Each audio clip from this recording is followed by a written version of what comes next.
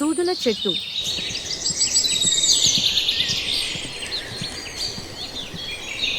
ఒక ఊరిలో ఇద్దరు అన్నదమ్ములు ఉండేవారు.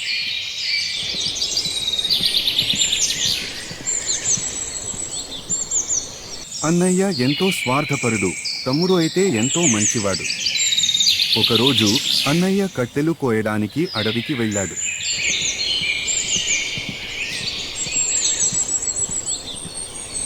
అడవిలో నడుచుకుంటూ వెళ్తున్న అతనికి ఒక అద్భుతమైన చెట్టు కనిపించింది. ఆ చెట్టు పొడవైన మేలిమి బంగారు సూదులతో నిండిపోయి ఉంది. అతను దానిని నరికేందుకు ముందుకు వెళ్ళగా చెట్టు మాట్లాడింది. దయచేసి నన్ను నరికొద్దు. నన్ను ఆదరిస్తే నేను నిన్ను ఆశీర్వదిస్తాను. అయితే స్వార్థపరుడైన అన్నయ్య చెట్టు మాటలను పట్టించుకోకుండా గొడ్డలితో దానికి బలంగా కొట్టాడు. ఒక్కసారిగా చెట్టు నుంచి బంగారు సూదులు ఎగిరిపడి అన్నయ్య శరీరమంతా గుచ్చేశాయి.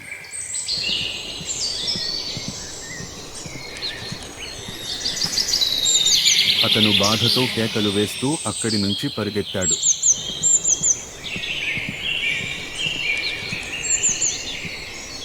కొన్ని రోజుల తర్వాత తమ్ముడు కూడా అడవికి వెళ్ళాడు.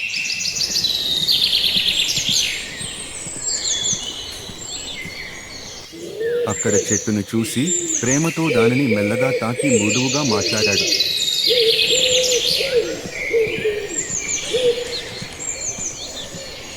తమ్ముడి మంచి హృదయాన్ని చూసి చెట్టు బంగారు నాణేల వర్షం కురిపించింది. తమ్ముడి మంచితనం చూసిన అన్నయ్య తన తప్పును గ్రహించాడు.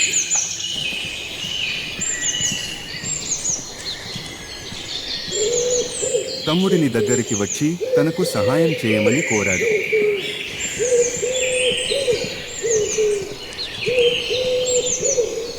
తమ్ముడు ప్రేమతో అన్నయ్య చేతిలోని సూదులను ఒక్కొక్కటిగా తీసేశాడు.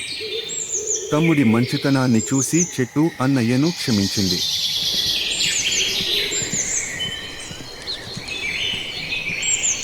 ఆ రోజు నుంచి అన్నయ్య పూర్తిగా మారిపోయాడు.